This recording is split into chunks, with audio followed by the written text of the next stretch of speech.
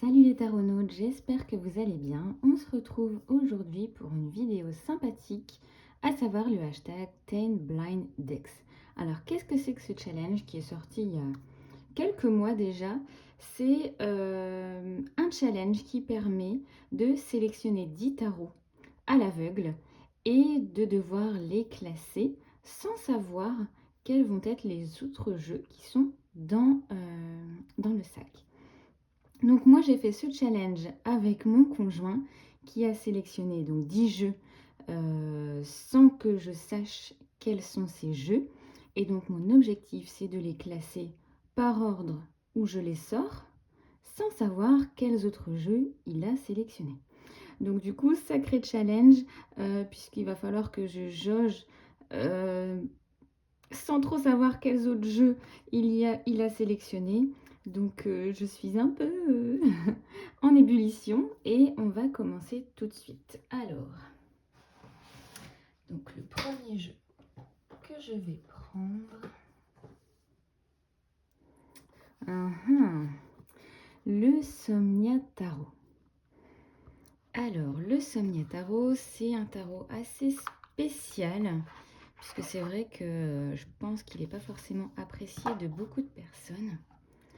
C'est un tarot qui a été fait grâce à des photos prises en réel par Nicolas Bruno. Donc ce sont des vraies scènes photographiées qui sont un peu glaçantes parfois, qui font un peu froid dans le dos. Donc je trouve que c'est un tarot magnifique de par tout le travail qui a été fait pour les mises en scène, etc. C'est vraiment magnifique. C'est un tarot qui est sorti en édition illustrée par la suite, que je n'ai pas acheté parce que cette édition-là, à moi, me suffit. Je préfère la version réaliste plutôt que la version illustrée. Regardez-moi ce piège. Alors, je ne sais pas si c'est un piège à ours ou autre chose, mais c'est immense. Beaucoup de présence d'eau sur les cartes. Et donc, c'est un tarot que j'ai beaucoup utilisé au début. Et en fait, il a eu une telle frénésie sur les réseaux qu'on le voyait partout. Et finalement, c'est ce qui m'a un peu bloqué. Je ne sais pas si vous, ça vous fait ça parfois, mais des tarots que vous adorez et à force de les voir partout chez les autres, et ben, ça donne plus trop envie de les utiliser. Donc j'avoue qu'il dort un peu dans ma bibliothèque depuis quelques temps, même si je pense pas que je m'en séparerai. Donc si je devais le classer, je pense que je vais pas le mettre trop haut dans le classement par rapport à ma fréquence d'utilisation. Parce que voilà, c'est pas un tarot que je vais sortir facilement, justement parce qu'il peut être assez dur dans ses images.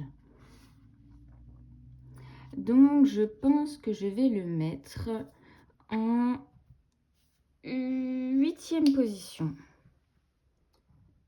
Je vais me noter pour pas oublier. C'est le premier, je vais pas prendre de risque à le mettre beaucoup plus haut parce que j'ai peur de regretter après s'il y a des jeux que j'adore qui sortent. Donc Somnia Tarot en 8e position. Allez, le prochain, je les sélectionne vraiment à l'aveugle. Ils sont dans un sac cabas. Journey to Oz and Wonderland Tarot Deck. Donc ça, c'est un jeu que j'ai acheté sur Amazon US sur le thème de Alice au pays des merveilles et du magicien d'Oz. Et j'adore les couleurs. Voilà, le dos qui est superbe avec le chat, le lapin, un dos réversible en plus. Donc c'est un jeu dans lequel j'adore les couleurs, mais vous voyez, je ne l'ai jamais utilisé. Je pense qu'il est encore dans l'ordre. parce que bah, j'ai pas vraiment eu le temps d'aller lire le livret. Et autant je connais assez bien le monde d'Alice au pays des merveilles, mais le magicien d'Oz, c'est pas du tout un univers que je connais, à part parce qu'on peut y entendre, hein. Donc du coup ça me bloque un peu.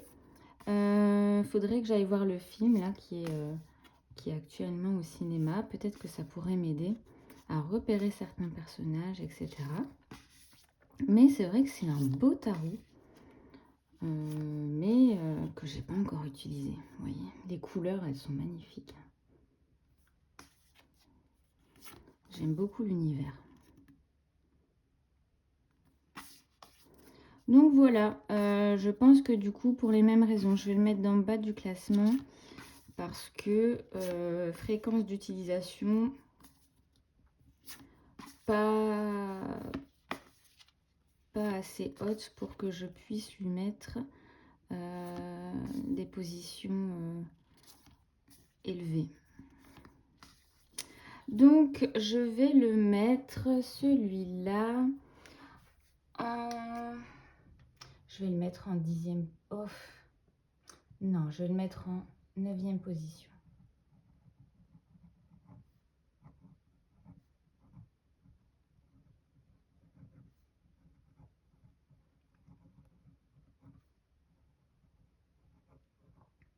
Oh là là, c'est pas évident parce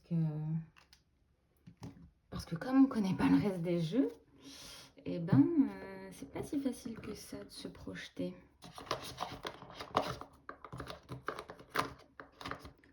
Hop. Donc 10e position.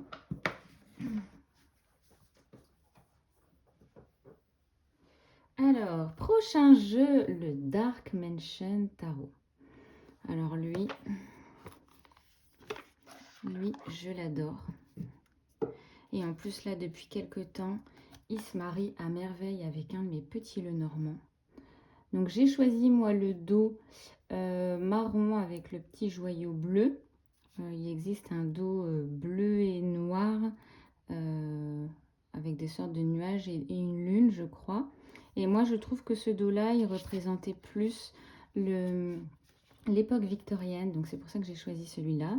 Avec les tranches jaunes, voilà, qui sont mates, donc qui durent assez longtemps, hein, même si c'est un petit peu marqué, mais elles sont chouettes. Et j'ai choisi l'édition extra large parce que je trouve que c'est un tarot qui est tellement riche qu'il vaut la peine d'être en grand format pour qu'on y voit tous les petits détails. Vous voyez, c'est vraiment riche. Et j'avais la version avant plus petite et j'avais du mal à me projeter dans les images parce qu'il y avait trop de détails. Mais c'est un tarot que j'adore, qui me fait penser à l'univers de Tim Burton. Les personnages sont trop choupis. Donc lui, clairement, il fait partie de mes chouchous. J'aime vraiment beaucoup. Alors, du coup, où vais-je le mettre? Je vais le mettre en 4e position.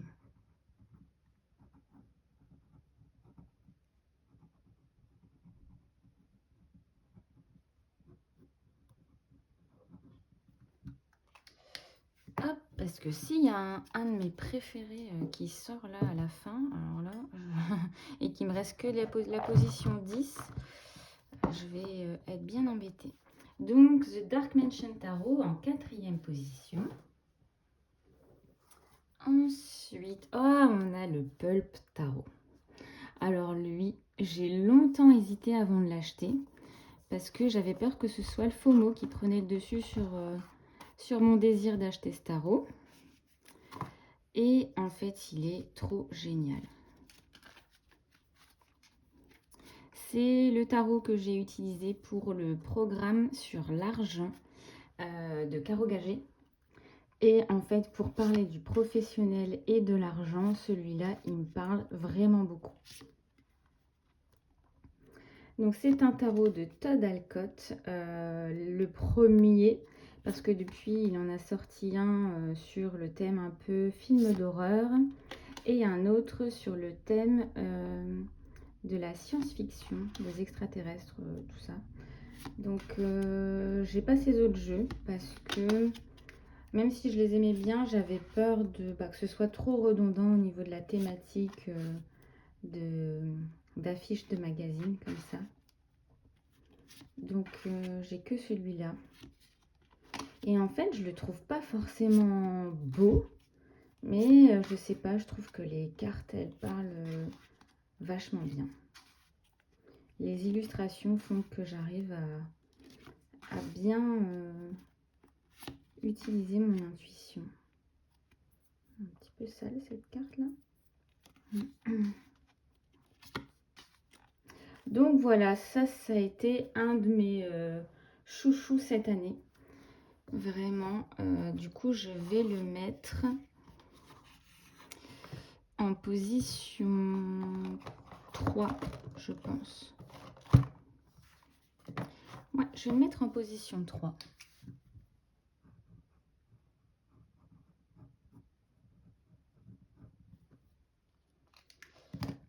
Alors, next. Oh, le Terra Volatile. Alors lui, pareil, je ne l'ai pas encore utilisé parce que je l'ai acheté il n'y a pas très longtemps. Mais je l'ai attendu, ce jeu. Je l'ai commandé en juillet, je crois, et je l'ai reçu là, il y a 2-3 semaines.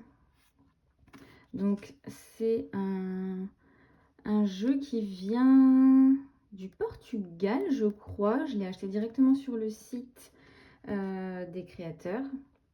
Et j'ai également acheté le livre d'interprétation qui est à part et l'extension qui comprend des cartes additionnelles.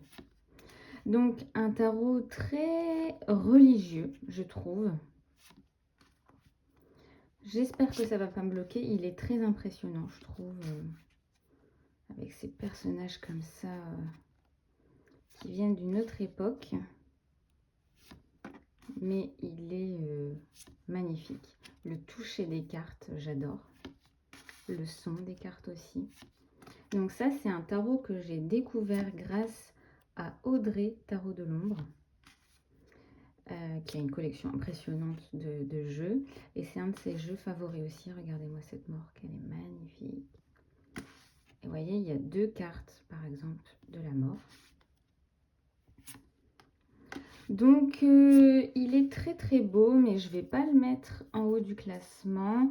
Parce que je ne l'ai pas encore testé. Si je devais choisir de quel tarot je garde, etc., il ne ferait pas forcément partie de ceux que je sélectionne. Donc je vais le mettre en position 7 parce que ça reste quand même un tarot magnifique, mais que j'ai pas encore eu le temps d'utiliser. Alors, en position 7, le Terra Volatile Tarot. Ensuite, le suivant. Oh, le Deviant Moon, édition française, spéciale Salon des Arcanes. Donc, c'est un tarot qui est sorti il y a quelques années maintenant, le tarot de Patrick Valenza. Mais il est sorti cette année en édition française par Nicolas du Salon des Arcanes, qui a décidé d'acheter les droits pour traduire le livret. Donc c'est un must-have pour moi ce tarot, même si je sais que il peut paraître très étrange, il peut faire peur comme ça de prime abord, mais les cartes sont tellement pertinentes. Pour moi, ça a été un de mes premiers tarots, ce jeu, en édition anglaise du coup. Donc j'ai encore l'édition anglaise. à laquelle j'ai fait les tranches noires. Là, j'ai pas encore coloré les tranches, mais je l'ai déjà utilisé. Et j'adore ce jeu, il est incroyable, hein, vraiment. Les couleurs sont magnifiques. Les cartes sont très expressives. Et pour un mass market, les cartes sont très souples, mais ils durent assez bien dans le temps, je trouve. Puisque l'autre jeu, il est en très bon état et ça fait un moment que je l'ai. Et justement, colorer les tranches permet de les solidifier un petit peu et d'éviter que le jeu s'abîme. Donc celui-là, je vais le mettre en position 5.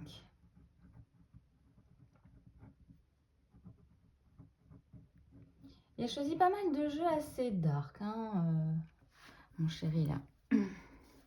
Ça m'étonne pas. Et je crois que le Deviant Moon, c'est un de ses jeux préférés. C'est vrai qu'il ne regarde pas forcément tous mes jeux, mais je me souviens que celui-là, ça l'avait marqué. Il avait beaucoup aimé les images. Donc ce jeu, vous pouvez encore le retrouver chez Nicolas. Donc le Deviant Moon en 5e position. Hop. Oh, le Stranger Things Tarot. Alors, c'est un tarot qui m'a beaucoup déçue. Je vous cache pas, parce que j'avais quand même des attentes, pas mal d'attentes vis-à-vis de cet univers que j'adore, puisque Stranger Things, c'est une série à la base, et ils ont décidé de sortir un tarot sur le thème de la série, qui est sorti après l'avant-dernière saison, je crois, la saison 3, il me semble, hein, si je dis pas de bêtises. Et donc c'est un tarot qui m'a beaucoup déçue, notamment pour les cartes mineures, parce qu'elles ne sont pas très recherchées. Donc les cartes majeures sont chouettes, mais certaines cartes mineures ne sont pas très pertinentes, je trouve. Donc c'est pourquoi j'ai été déçue, et finalement c'est pour cette raison que je ne l'utilise pas tant que ça. Vous voyez, 10 de rayon. Alors le rayon de mémoire, c'est les bâtons. Vous voyez, 9 de bâton. Bon. Est-ce que ça représente vraiment un 9 de bâton? Je ne suis pas sûre. Donc voilà, c'est dommage parce que quand on fait des tarots sur les univers comme ça, il peut y avoir tellement de choses sympathiques à faire que on sent en fait que c'est fait juste pour l'argent finalement, et pas forcément par des gens qui connaissent bien le tarot. Donc il reste dans ma collection parce que j'adore Stranger Things, mais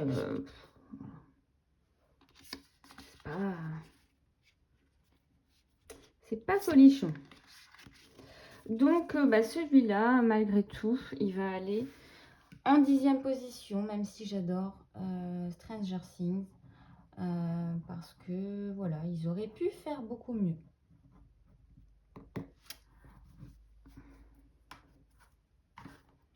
Donc le Stranger Things Tarot en 10e position. Donc là, il m'en reste 1, 2, 3 seulement. 3 et il me reste les 2 premières places. Alors j'espère que j'ai bien classé parce que là, ça devient assez chaud. Oh Alors oui, il a mis le Otaku Tarot, qui est le tarot que j'ai créé cet été, qui est sorti cet été. Bon,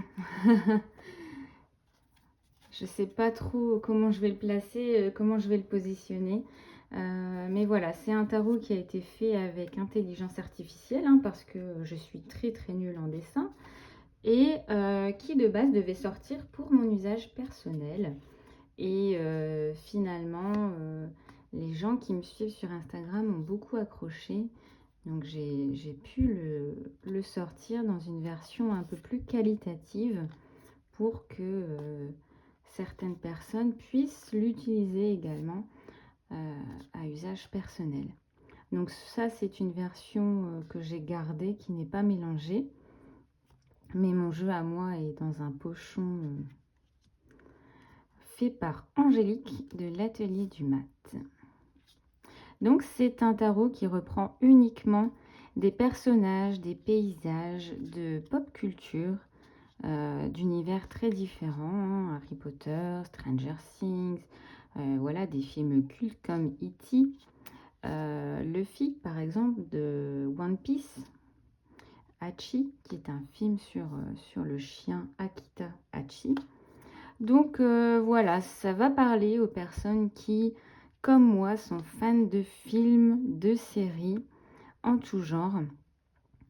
Voilà, gros goût de Star Wars. Donc, je sais pas, c'est pas évident, parce que si je le mets en première position, ça veut dire que j'ai un ego surdimensionné. Et en même temps, c'est un tarot que j'ai créé, donc forcément, moi, il me parle beaucoup. Finalement, en fait, pour être honnête, c'est pas le tarot que je vais le plus utiliser. Ça a été le tarot que j'ai le plus utilisé en 2024, hein, forcément, puisque je l'ai testé voilà, à de nombreuses reprises. Mais il ne convient pas pour tout type de tirage, je pense. Moi, j'aime bien l'utiliser pour des enquêtes, pour cerner un petit peu la personnalité de certains personnages, etc. Ça m'est arrivé de faire quelques tirages pour ma semaine, par exemple, avec lui. Et il fonctionne bien parce que moi, je connais tous les personnages et je les connais très bien, je connais les subtilités, etc. Donc forcément, pour moi, il fonctionne. Mais après, je ne sais pas trop si pour les autres personnes, c'est la même chose ou pas. Donc je vais le mettre en deuxième position parce que ça reste un de mes tarots chouchous, hein, forcément. Et une certaine fierté quand même, même si il est réalisé avec l'intelligence artificielle. Mais voilà, je me garde la première place pour un autre coup de cœur au cas où. Alors, l'avant-dernier. Oh, le Soul Shadow Tarot. Ah ça c'est toute une histoire d'amour, hein, ce tarot. Alors déjà, Yéna, la créatrice, c'est grâce à elle que j'ai appris le tarot et que je me suis approprié les cartes. D'ailleurs, le Otaku Tarot, hein, il est... alors, je ne l'ai pas copié hein, sur le Soul Shadow Tarot, mais le Soul Shadow Tarot, on est sur beaucoup de personnages et de références pop culture. Donc, c'est un peu le même principe que celui que j'ai créé, puisqu'on va retrouver des références en tout genre et des personnages comme moi j'ai pu le faire dans le Otaku. Hein. J'ai juste, avec le Otaku, voulu mettre des personnages qui me parlaient à moi et d'univers peut-être plus récent aussi. Puisque l'univers, pareil, hein, de la pop culture, des séries, etc., c'est vachement développé ces dernières années. Donc voilà, le Soul Shadow, c'est un de mes chouchous. Hein. D'ailleurs, j'ai la formation tarot et pop culture de Yéna. C'est comme ça hein, que j'ai appris, moi, le système du tarot. C'est ce qui me parlait le plus. Donc, le Soul Shadow, je vais le mettre en première position, en espérant qu'il n'y ait pas un autre jeu que celui d'Yéna qui sort, parce qu'il va me rester la 6e position. Donc, Soul Shadow Tarot, pour moi, il arrive en première position, pas seulement pour le jeu, mais aussi pour la formation hein, qui va plus ou moins avec lui, parce que c'est grâce à cette formation que j'ai réussi à m'approprier les cartes de tarot. Excusez-moi. Donc, Soul Shadow Tarot en première position. Et le dernier, roulement de tambour. De quel jeu s'agit-il? Attention, attention, attention. Oh, c'est une boîte en du... Oh, le Bohemian Gothic Tarot. Alors ça, c'est un jeu que mon conjoint m'a offert à mon anniversaire l'année dernière. Donc c'est un jeu qui a été réédité suite au premier succès de la première édition, je pense. Donc moi, j'ai coloré les tranches en bleu métallisé. De base, les tranches sont neutres, ce qui est assez fou quand on voit le prix initial du jeu. Et donc, c'est un tarot qui vient de Baba Studio. Alors, je crois que maintenant, ça s'appelle Baba Rock. Sur l'univers gothique et un peu vampire. Alors, enfin, moi, ça me fait penser à l'univers vampirique, mais je pense pas qu'il y ait vraiment de vampires dans ce tarot, mais moi, ça me fait vachement penser à ça. Donc, c'est une très belle pièce de collection, puisque vous voyez, il y a des effets comme ça sur les cartes qu'on ne retrouve pas partout, et je pense que c'est ce qui fait son prix, de ce fait. Mais voilà, les cartes sont finalement assez fragiles. Donc c'est un tarot assez sombre, puisqu'on est sur une colorimétrie, peut-être qu'on dit, une colorimétrie dans les tons bleu, noir, gris. D'ailleurs, sur toutes les cartes, il fait nuit, Donc c'est un joli tarot, et finalement je pense pas que je l'aurais mis très haut dans le classement, donc la 6e position lui va bien. Pourquoi? Parce que pareil, c'est un très très beau tarot, mais qu'on ne sort pas forcément tout le temps. Donc finalement, ça se goupille bien, la 6e position lui va parfaitement. Donc c'est un tarot qui a été très très attendu, puisque la dernière édition n'est pas sortie tout de suite après la première. Hop! Donc voilà, on arrive à la fin de ce classement et à la fin de cette vidéo. Donc je vais vous faire un petit récap. Si jamais vous êtes passé tout de suite à la fin de la vidéo. Donc en première position, nous avons donc le grand gagnant qui est le Soul Shadow Tarot. En deuxième position, nous avons le Otaku Tarot. En troisième position, nous avons le Pulp Tarot. En quatrième position, le Dark Mansion Tarot. En cinquième position, nous avons le Deviant Moon Tarot, édition française.